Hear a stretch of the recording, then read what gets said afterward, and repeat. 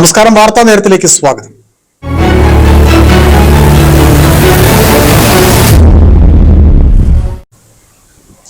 പെരിയാർ ഈ വർഷം ആദ്യമായി കരകവിഞ്ഞു. ഉപ്പുതറ അയ്യപ്പൻകോവിൽ പഞ്ചായത്തിലെ തീരപ്രദേശങ്ങളിലുള്ള വീടുകളിൽ വെള്ളം കയറി. നിരവധി വാഹനങ്ങളും വെള്ളത്തിനടിയിലായി.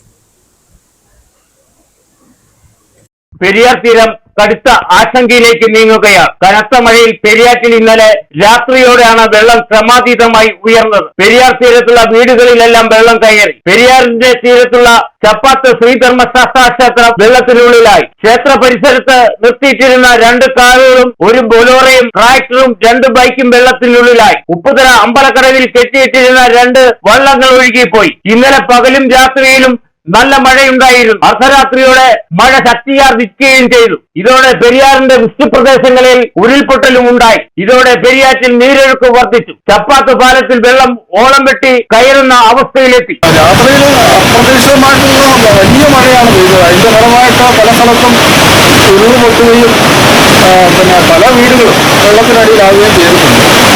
എങ്കിലും വലിയ തോതിലുള്ള മഴ പെയ്തതിന്റെ ഫലമായിട്ട് ഇപ്പം പെരിയാറിന്റെ നദി കരകവിഞ്ഞ് ഒഴുകിക്കൊണ്ടിരിക്കുകയാണ്. എങ്കിലും വേറെ വലിയ നാശനഷ്ടങ്ങളൊന്നും ഉണ്ടായിട്ടില്ലെങ്കിലും ഈ രീതിയിലാണ് മഴ നിൽക്കുന്നതെങ്കിൽ വലിയ ഒരു 2018 പോലെ ഒരു പ്രളയ സാധ്യത.